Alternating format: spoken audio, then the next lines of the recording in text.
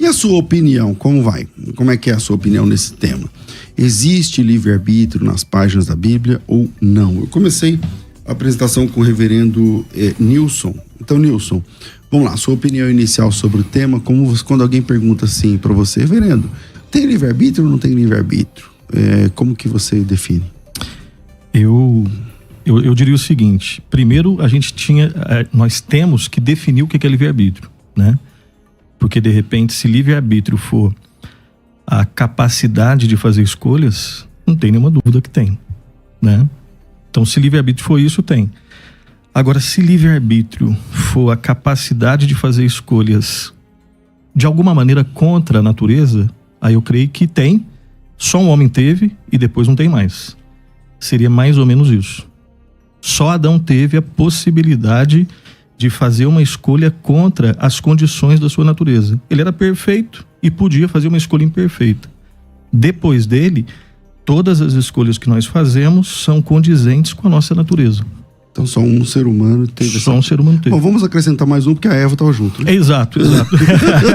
Então, ao invés de um, são dois, já vamos multiplicar. Já começou, né? Vamos dobrar normalmente, a meta.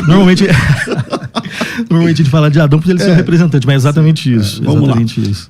Pastor Roberto Cruvinel, vamos lá. Vamos lá. Bom, o tema é o seguinte: livre-arbítrio é uma realidade ou um mito? Então, o mito, a palavra mito, mitós no grego, né? Ela tem um significado que acredito que não se aplica à questão do livre-arbítrio. O que é um mito? Um mito, na verdade, é o fato particularmente que, não tendo sido real, simboliza, não obstante, uma generalidade que se deve admitir. Quer dizer, uma coisa que não é real e muitas vezes até fantástica. E não é isso que a Bíblia mostra. A Bíblia mostra o homem com certeza tendo livre escolha. O que é livre-arbítrio? Livre escolha. Bom, texto bíblico, Bíblia, não é? 1 de Pedro, capítulo 2, versículo 16.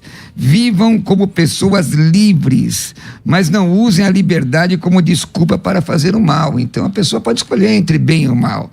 A pessoa pode escolher, inclusive, em aceitar a Cristo ou não. Atos 2:21. E aquele que invocar o nome do Senhor será salvo.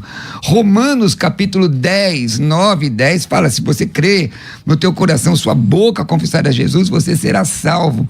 E uma coisa interessante aqui, que eu quero salientar e posteriormente mostrar uma série de outros textos bíblicos que falam dessa escolha, é que gramaticalmente a questão é ativa. Não é? O que é ativa? O sujeito realiza a ação. E aí talvez nós entremos em alguma questão sobre determinismo ou não, mas vamos lá.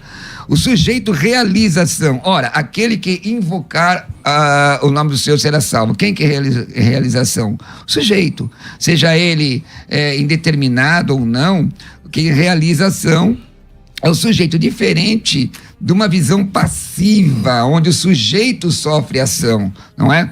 Então, eu acredito sim que o homem tem livre-arbítrio.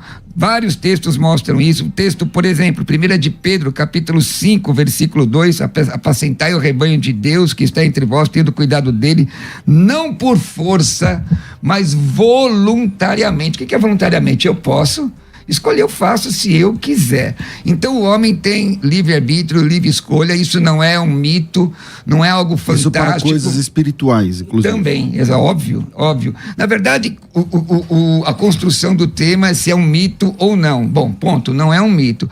O reverendo já concorda que a pessoa pode escolher, com certeza, não é? Agora, vamos entrar nas questões de eleição e tudo mais, vamos lá. Ok. Pastor Nilson, tá contigo. Beleza, vamos lá. Eu acho que assim, a primeira questão que a gente tem que fazer, que definir realmente são os termos, né? Eu creio que a gente precisa ter muita rapidez, embora a gente, né? Eu entendo que a definição de termos deva ser diferente entre vocês. Exato. Então, o que o senhor define como livre-arbítrio? Perfeito. Eu vou pro texto também bíblico, né? Primeiro que o termo livre-arbítrio, ele não existe na Escritura. Assim como Trindade, né? Mas nós acreditamos que o conceito, ele tá ali, né? Claro. O Alistair McGrath, no livro dele, naquele calhamaço lá de teologia sistemática, histórica e filosófica, né? Segundo ele, o termo livre-arbítrio, ele nasce com os estoicos e ele é colocado na teologia pelo Tertuliano, no século II. Ele disse isso, né? Enfim, depois isso aí vocês podem conferir aí para ver se é fake news ou não. Então ele diz isso. É porque o Agostinho vem depois, né? Exato, um pouquinho depois, exatamente. Aí Agostinho vai utilizar, aí o interessante, ressignificando um pouco o que Tertuliano chamava de livre-arbítrio, essa possibilidade de escolher. Agostinho vai dar uma aprofundada, porque ele vai falar mais ou menos assim: ok, a gente escolhe livremente, viver como a gente quer, só que vamos tentar entender esse querer, né? E se a gente for para a filosofia, mas acima de tudo para a Bíblia, como que eu quero algumas coisas e não quero outras? O bem que eu quero, eu sei que Romanos 7 é complicado, né? É Paulo, é alguém fictício, enfim, é antes da conversão e depois da conversão, mas independente disso, como que a Bíblia ensina sobre o nosso querer? Então eu entendo o seguinte: nas Escrituras, quando você vai para Gênesis 1 e 2, onde não tinha pecado, Deus criou o ser humano e criou com uma possibilidade de escolher. O ser humano, Adão e Eva, pegar os dois então, Adão e Eva, em Gênesis 1 e 2, vamos olhar para a Bíblia. Se quiser a gente lê o texto, mas acho que não precisa ler, não precisa. A gente lembra o texto. Capítulo 1 e 2. Até o 3, no comecinho, né? Isso. Embora você pegue o 3 de 1 a 14, já é o relato da queda. Mas queda, pegando o específico... Mas é ali que eles manifestam o livre-arbítrio. Exatamente. Já me manifestava antes, mas ali vai ser o drama. Ali vai ser o drama. O grande drama. O livre-arbítrio, né? É contra eles. Então, Gênesis capítulo 1 e capítulo 2, você tem Adão. A natureza de Adão, e aí para entender as escolhas eu tenho que entender a natureza. Sempre. Na minha opinião, e não fui eu que inventei isso, sempre para entender a dinâmica das escolhas do ser humano, eu tenho que saber em que condição está a minha natureza. Então vamos facilitar. Adão e Eva, em Gênesis 1 e 2, tinham uma natureza perfeita, santa, justa, reta, enfim. E o que eles tinham? Eles poderiam escolher agir conforme essa natureza, obedecendo, e poderiam escolher contra a sua natureza, desobedecendo. Então daí eu extraio, não fui eu que inventei, eu olho para o texto bíblico, eu olho um pouco para a tradição reformada e para os documentos confessionais, né? Confissão de Fé de Westminster, Catecismo Breve, Maior, Catecismo de Heidelberg e a Confissão Belga e por aí vai.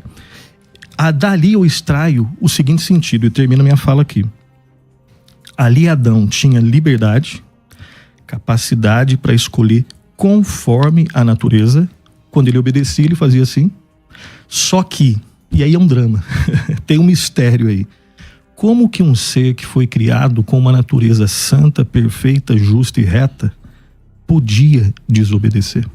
Okay. Então o livre-arbítrio, a definição é a capacidade para escolher de uma maneira contrária às condições da sua natureza. Só Adão teve assim. Quando existe o registro da queda, a Bíblia diz, em vários textos, que a nossa vontade está escrava do pecado. E ele não consegue mais escolher contra isso. Ok, pastor Cruvinel. Pois bem, é interessante a colocação do reverendo Nilson, importante, o ser humano foi criado perfeito, mas vamos ficar aqui com o que a Bíblia diz. Ele diz que essa palavra livre-arbítrio não está na Bíblia, não é? Mas a referência sobre ela, o significado dela está. Existe uma palavra hebraica que é nedava, traduzida principalmente por livre-arbítrio, mas também significa livre motivação, decisão voluntária, e é usada 16 vezes em 15 versículos em toda a Escritura, todo o Antigo Testamento. E aí os textos, claro, é óbvio que nós observamos as questões dogmáticas, Catecismo de Westminster, institutas e tudo mais, mas ficando especificamente com a Bíblia, o que a palavra de Deus diz, a palavra revela claramente essa questão do arbítrio mesmo depois da queda. Vamos pegar o Salmo 54, verso 6. Eu te sacrificarei voluntariamente. Darei graças ao teu nome, ó Deus, porque é bom. Ora, óbvio, quem é que convence o homem do pecado, da justiça e do juízo? É o Espírito Santo. O Espírito Santo convence o homem do pecado, da justiça e do juízo. Agora, cabe ao homem aceitar abrir o coração para que realmente possa ser transformado e poder ter uma relação com Deus plausível. Agora, por todo o texto bíblico, você pega lá Êxodo 35, 21, Deuteronômio 23, 23, mostrando que voluntariamente, por decisão própria, o homem escolhe, não é? O ser humano, irmãos, ele não é um ser robotizado. Eu tenho muita dificuldade com essa questão fatalista, Deus determina uns para o céu, outros para o inferno. A Bíblia diz, eu quando for levantado, todos atrairei a mim. A Bíblia diz, inclusive, Evangelho de João, Evangelion Kata Ioannis, né, 3,16, o texto grego de Hos Theos Regapsin Cosmon, Deus amou o mundo, amou todos, não amou alguns, e dá oportunidade para que essas pessoas recebam a Cristo e possam ser salvas. Isso não tem sentido, a meu juízo, reverendo Nilson, Sim. se não fosse a realidade do livre-arbítrio. Sim. Bom, ok, a gente vai trocando ideia. Perfeito. Algo tem que ficar claro, né? E eu acho que tá. Eu acho que a gente concorda em muita coisa. E é interessante essa possibilidade de ter um programa assim, onde você dialoga com alguém que pensa diferente, mas todos são irmãos. Isso é fantástico, que a gente estamos juntos. E vamos orar. Aliás, esse papo de calvinista da zoeira e arminiano da zoeira é coisa de gente carnal. Isso, deixa isso pra lá. O programa tá só começando, não vai terminar, né? Vamos lá. Você tem mais experiência. Eu tenho ainda que cobrar um negócio que o cara me chamou de velho ali fora. Pastor E não Israel. E não foi eu, não. Pastor Nilson. Vamos lá. Então, vamos caminhar naquilo que a gente concorda, né? Inevitavelmente, o ser humano faz escolhas e todo arminiano e todo calvinista, né, vamos assim, em condições normais de temperatura e pressão, não duvidam disso. O que eu estou chamando a reflexão é em que condições nós fazemos as nossas escolhas. As nossas escolhas, primeiro, biblicamente, elas sempre são livres. Eu escolho o que eu quero. De novo, eu estou chamando. Como que ocorre o meu querer? Quem eu sou, quem nós somos depois de Gênesis 3, 1 a 14. A Bíblia não diz que nós podemos escolher tudo. O mundo mente pra gente quando diz que eu posso escolher tudo. Eu não posso escolher tudo. Olha só a expressão.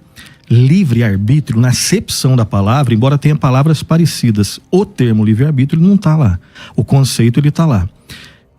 Vamos concentrar só um pouquinho na expressão. Arbítrio livre, livre-arbítrio. O meu arbítrio, a minha vontade é livre do que e para quê?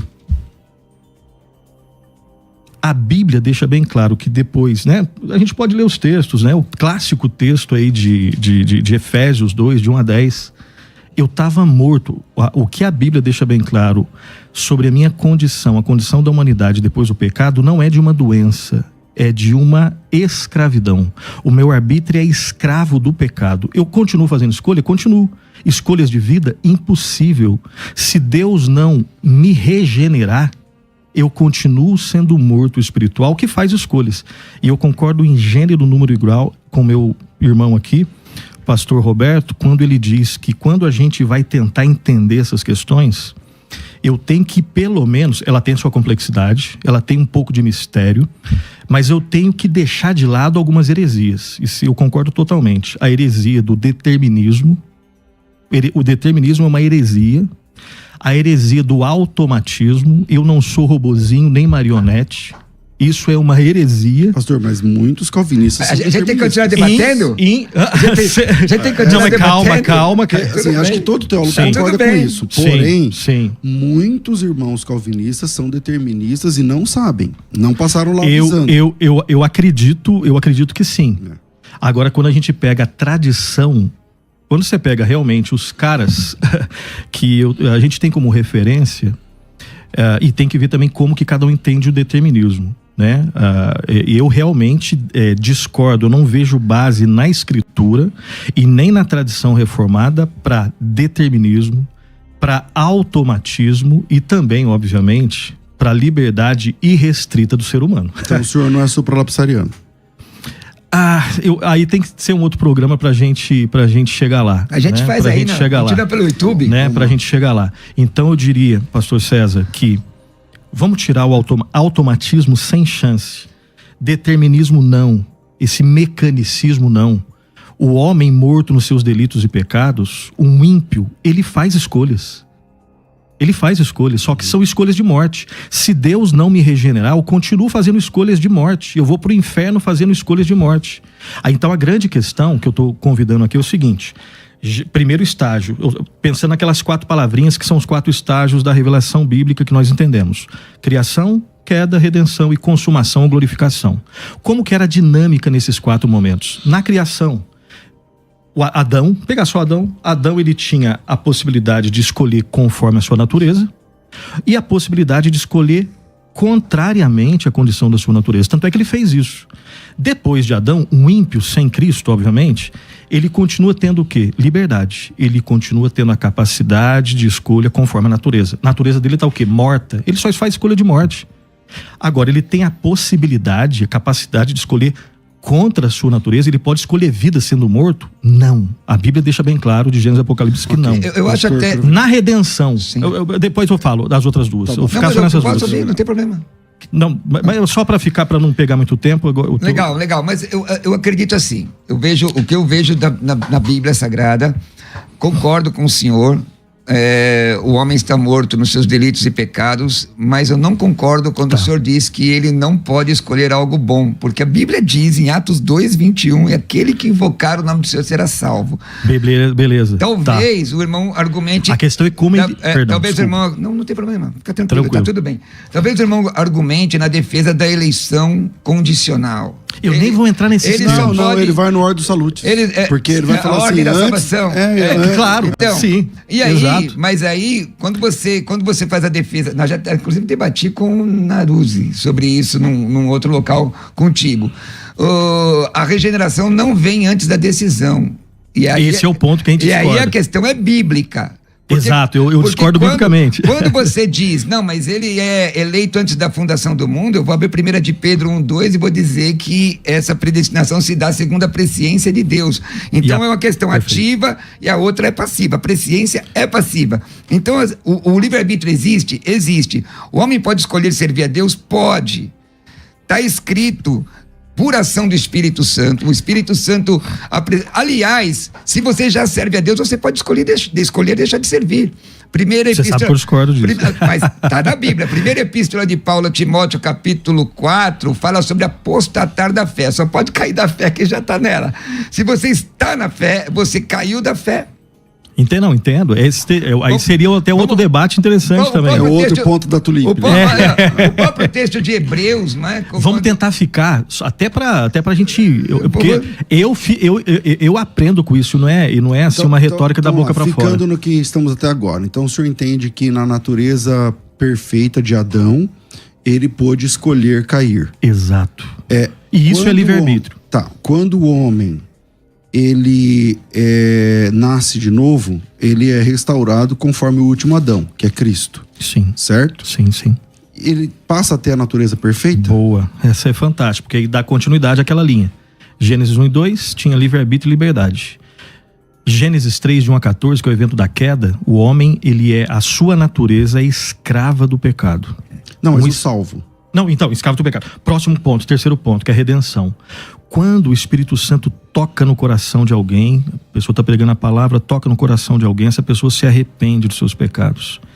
Crê no Redentor Jesus Cristo. O senhor observa que o senhor mesmo usa a voz ativa, a pessoa se arrepende. Sim. Mas você percebeu o que eu disse antes? O Espírito Santo tocou na vida dela. Aí a pessoa... Mas ela então, o Espírito Santo falou com 100 pessoas numa plateia. 30 aceitam a Cristo. Ele falou salvificamente? Esse é um ponto que a gente vai discordar, tranquilo, né? A gente, né? Desculpa ter atrapalhado o senhor. Não atrapalhou em nada e... O negócio tá gostoso aqui, demais. Né? Vamos lá, concluir. Vamos lá.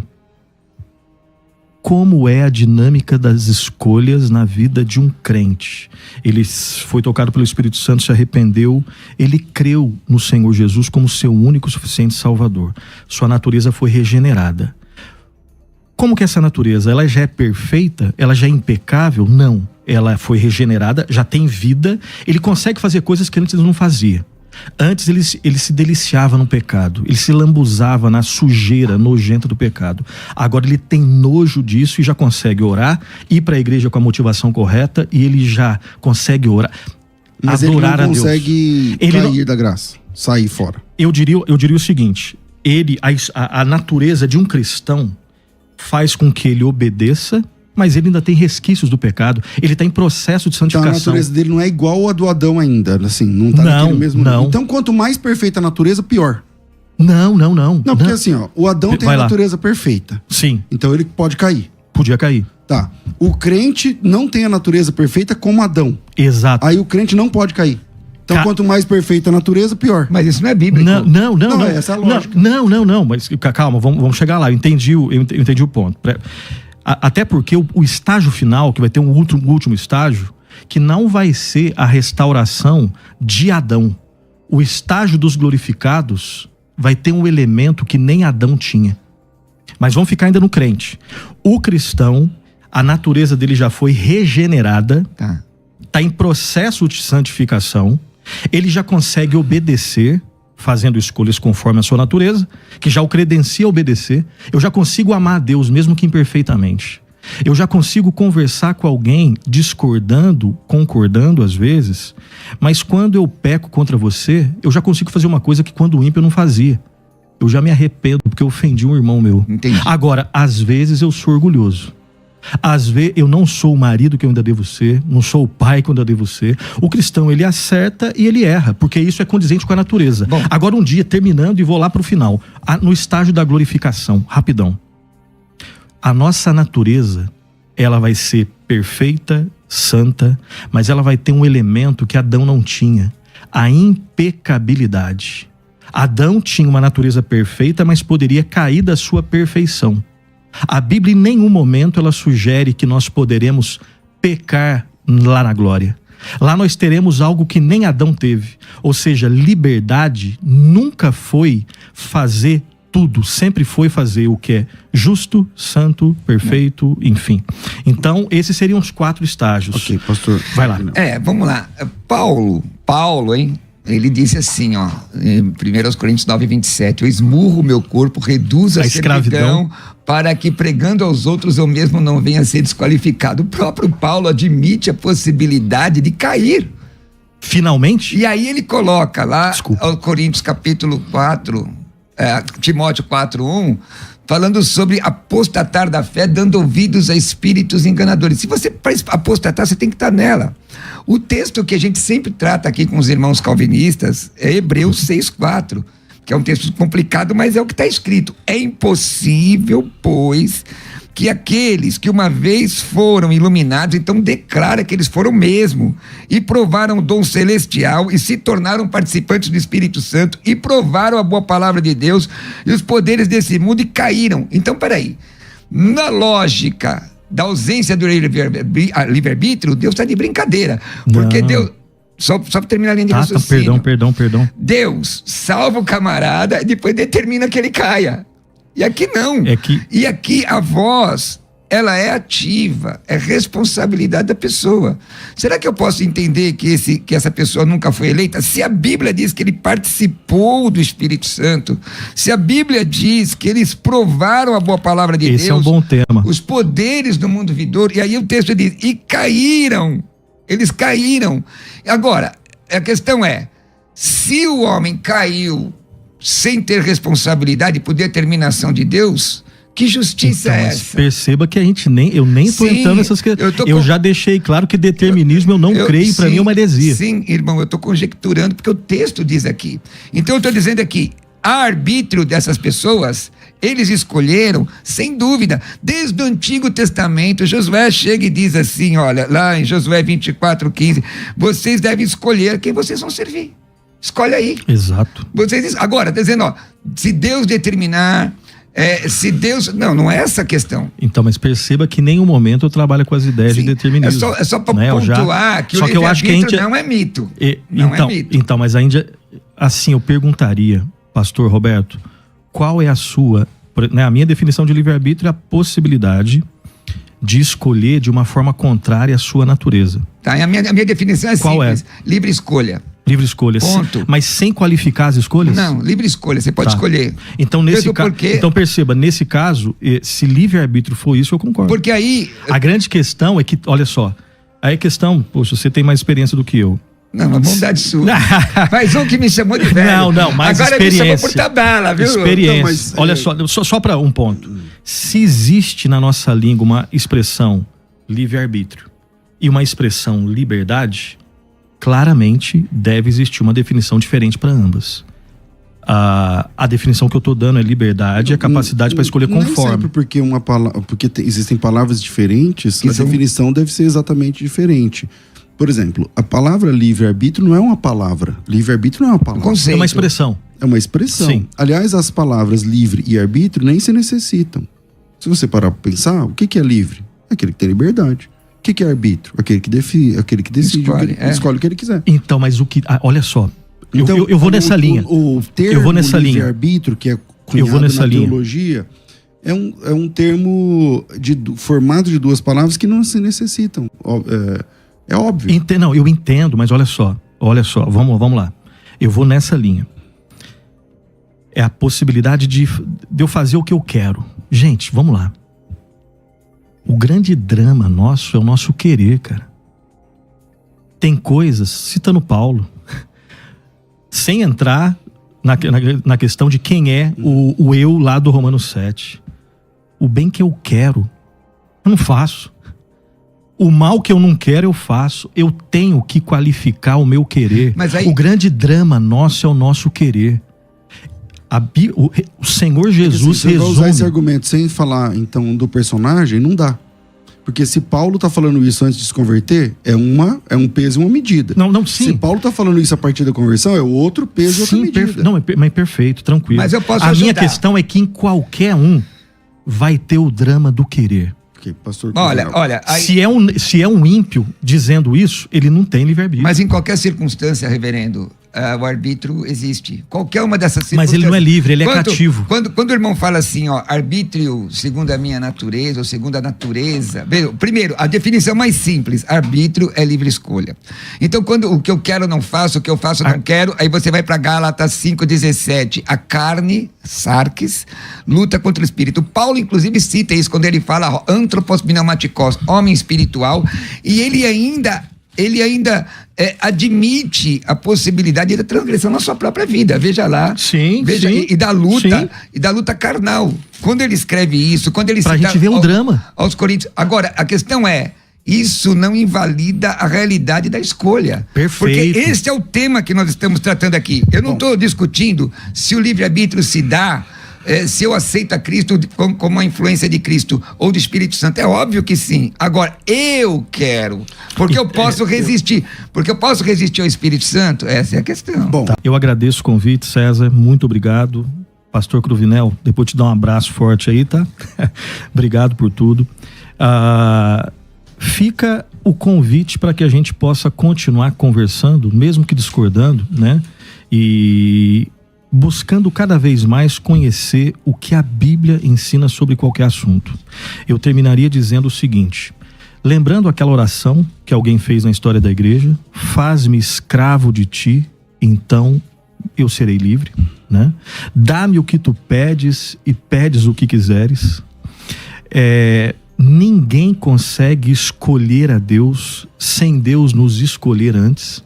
Existe mistério dentro da teologia. A lógica é uma bênção, mas ela não vai dar conta de tudo, né? Se eu estiver andando numa estrada e tiver uma bifurcação onde tem o sola lógica e o sola escritura, fique sempre com sola escritura, mesmo que nós não entendamos tudo.